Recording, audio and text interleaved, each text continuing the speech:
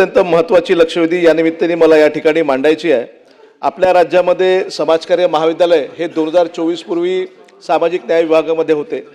कालांतराने तिथल्या ज्या काही अडचणी होत्या त्या अडचणींवर मात करण्यासाठी समाजकार्य महाविद्यालयाच्या संघटनेची अनेक वर्षापासून मागणी होती की राज्य शासनाच्या उच्च शिक्षण विभागाकडे राज्यातले सर्व अनुदानित शासकीय आणि बिना अनुदानित आपले समाजकार्य महाविद्यालय जे आहेत ते उच्च शिक्षणाकडे वळते केले पाहिजे, त्या विभागामध्ये आले पाहिजे। या अनुषंगाने शासनाने दखल घेऊन 2024 मध्ये उच्च शिक्षण विभागाकडे राज्यातले सर्व समाजकार्य महाविद्यालय हे त्या ठिकाणी ट्रान्सफर केले आणि आता 2024 पासून राज्यातले सर्व प्रकारचे समाजकार्य महाविद्यालय हे राज्य शासनाच्या उच्च शिक्षणाच्या अखत्यारीमध्ये आलेले आहेत। या लक्षवेधीच्या माध्यमातून मला अनेक प्रश्न उपस्थित करायचे आहे आणि विशेष म्हणजे या राज्यातले जे काही समाजकार्य महाविद्यालय आहे या सर्व शिक्षक त्यांच्या शिक्षक आणि शिक्षकेतर कर्मचाऱ्यांची रिक्त पदं भरण्यासाठी, सेवानिवृत्त शिक्षकेतर कर्मचाऱ्यांच्या अर्जित रजांचे रोखीकरण करण्यासाठी, DCPSची खाती उघडणे, कर्मचाऱ्यांच्या नियुक्त्यांना मान्यता देणे, परीक्षा कालावधी समाप्त करणे, जुनी पेन्शन योजना लागू करणे, अनुकंपा तत्वावरील नियुक्ती करणे, PhD धारक शिक्षकांना पदोन्नती देणे, आयुक्तालय आणि या सर्व ज्या काही त्यांच्या समस्या होत्या या समस्यांवर मात करण्यासाठी अनेक वेळा संघटनेनी उच्च व तंत्र शिक्षण मंत्री मान्य चंद्रकांत दादा पाटील यांना देखील अनेक वेळा निवेदने दिलेली आहे। याची बैठक सुद्धा मागच्या कालावधीमध्ये आपल्या मंत्रालयाच्या दालनामध्ये सुद्धा झालेली आहे। परंतु आता या ठिकाणी मला सांगायचं आहे की आता 11 फेब्रुवारी 2026 ला राज्याच्या उच्च शिक्षण विभागाच्या माध्यमातून राज्यातले जे काही आपले संलग्नित महाविद्यालय या सर्व संलग्नित महाविद्यालयाच्या सहाय्यक प्राध्यापकांची जी काही रिक्त पदे आहेत हे 5012 पदं भरण्याकरता आपण जे काही शासन निर्णय घेतलेला आहे या शासन निर्णयामध्ये असा कुठलाही उल्लेख नाही आहे की याच्यामध्ये समाजकार्य महाविद्यालयाचा समाविष्ट आहे।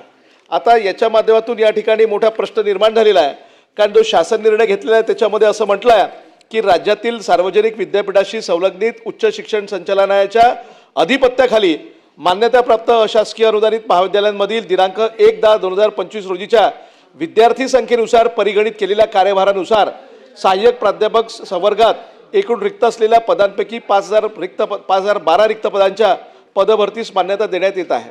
माझा प्रश्न असा आहे की दादा आपण जो शासन निर्णय घेतलेला आहे तर आता हा शासन निर्णय आपण 2026 मध्ये काढलेला आहे। 2024 पासून राज्यातले सर्व प्रकारचे समाजकार्य महाविद्यालय सुद्धा हे आपल्या अखत्यारीत आहे। त्याच्यामुळे या 5012 पदांमध्ये किंवा या शासन निर्णयामध्ये राज्यातल्या समाजकार्य महाविद्यालयाची सुद्धा रिक्त पदे भरण्यासंदर्भातचा जो काही आपला शासन निर्णय आहे हा त्याच्यामध्ये त्याचा समावेश आहे काय, आणि नसेल तर मग आपण त्याच्यामध्ये शुद्धीपत्रक काढावं आणि त्याचा सुद्धा समावेश करावा अशा पद्धतीची विनंती या लक्षवेधीच्या माध्यमातून आहे।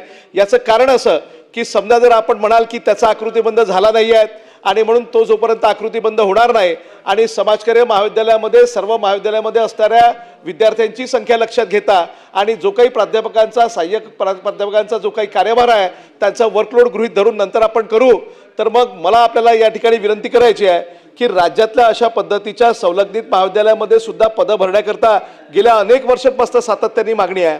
आपण मागच्याही महायुतीच्या सरकारमध्ये आपण याच खात्याचे मंत्री होता, आताही याच खात्याचे मंत्री आहे। तुम्हाला आम्हाला किंवा आपल्या परिश्रमाला जवळजवळ त्याचं फलित ठरायला 3 वर्षाचा कालावधी लागला।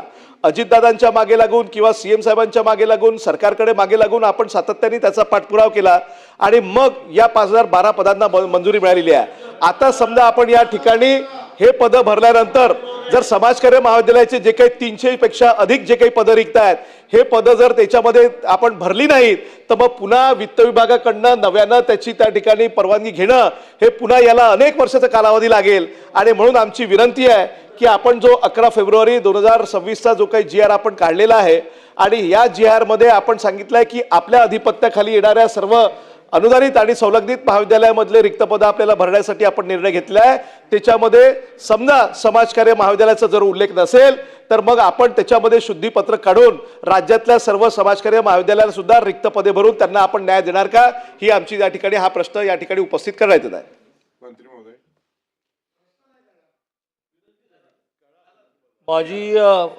माझ्या प्रश्नांना किंवा लक्षवेधींना उत्तर देताना जी सोय अशी असते की सभापती महोदय सुद्धा अनेक वर्ष प्राध्यापक होते, त्यामुळे त्यांना ह्या सगळ्या प्रश्नांची पटकन आकलन होतं।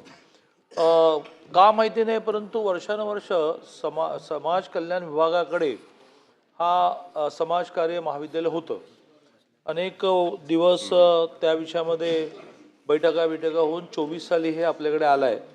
आणि ते आल्यानंतर तुम्ही ज्या बाकीच्या सगळ्या मागण्या केल्या त्या जवळजवळ आपण पूर्ण करत चाललो. उदाहरणार्थ पूर्ण झालेली काय काय शासन निर्णय 14/10/2024 नुसार समाजकार्य महाविद्यालय अध्यापक पदांना कॅच योजना लागू करण्यात आली.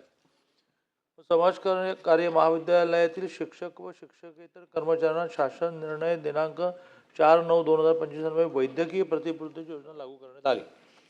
ज्या एक 3-4 गोष्टी आहेत त्या प्रोसेसमध्ये आहेत, म्हणजे अगदी 8 दिवसाने 15 दिवसाने पूर्ण करू. काय काय तर निवृत्ती वय हे 60 आहे समाज शास्त्र म्हणजे MSWला. ते इतरांप्रमाणे 62 करण्याचा प्रस्ताव हा फायनान्सकडे गेला आहे. 10-20-30 ही आश्वासित प्रगती योजना ही पण लागू करतो आहोत. अर्जित रजा रोखीकरणाचा विषयी लागेल. आता हा जो विषय आहे त्याच्यामध्ये विद्यार्थी संख्या विद्यापीठाकडून प्रमाणित करून घ्यायला लागते आणि त्याचा आकृतिबंध हा ह्याचा 14/1 असा आहे. नॉर्मल जो आहे तो वेगळा आहे. हां, तर त्याच्या आधारे आता हे प्रमाणित करून घेऊन आपण आकृतिबंध फायनल करून की जी, आणि ही अगदीच आपली ती 11,000 मागितली 5,012 मिळाली ही त्या मानाने कमी आहे. त्याला वेळ लागेल असं मला वाटत नाही, पण ही प्रक्रिया पूर्ण करताना निम्म्यापर्यंत गेलोच आहेत आपण.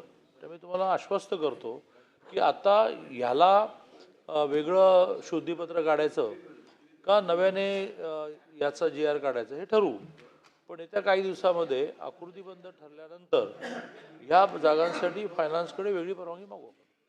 मंत्री महोदयांना माझा असं स्कोपच्या बाहेर थोडासा विषय आहे की समाजकार्य महाविद्यालय 2024मध्ये उच्च शिक्षण विभागाकडे हस्तांतरित करण्यात आलेले आहेत. या महाविद्यालयाचे वेतनोत्तर अनुदान शासनाकडे हस्तांतरणाच्या पूर्वीचे बाकी आहेत.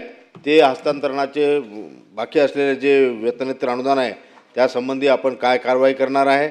माझा दुसरा प्रश्न असा आहे की समाजकार्य महाविद्यालय उच्च शिक्षण विभागाकडे हस्तांतरित झाल्यानंतर या महाविद्यालयाचे वेतनोत्तर अनुदान बंद करण्यात आलेले आहे. ते कधी सुरू करून वितरित करण्यात येणार आहेत.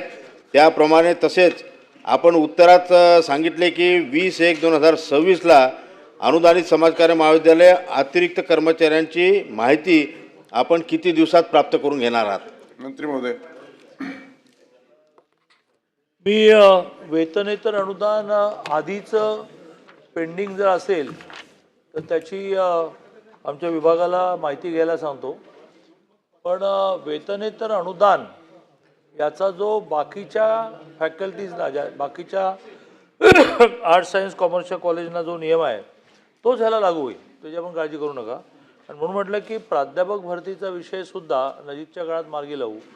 पण जे आर्ट्स सायन्स कॉमर्सला ज्याला आपण अकृषिक महाविद्यालय म्हणतो, अकृषिक विद्यापीठ म्हणतो, त्यांना जे नियम आहेत ते सगळेच नियम, म्हणून तर मी ती यादी वाचली आणि अभिजित वंजारींनी त्यांच्या लक्षवेधीमध्ये मांडली. त्या वय 60 पासून 62 करण्यापासून ते वेतनेतर अनुदानापर्यंत सगळे विषय मार्गी लागतील.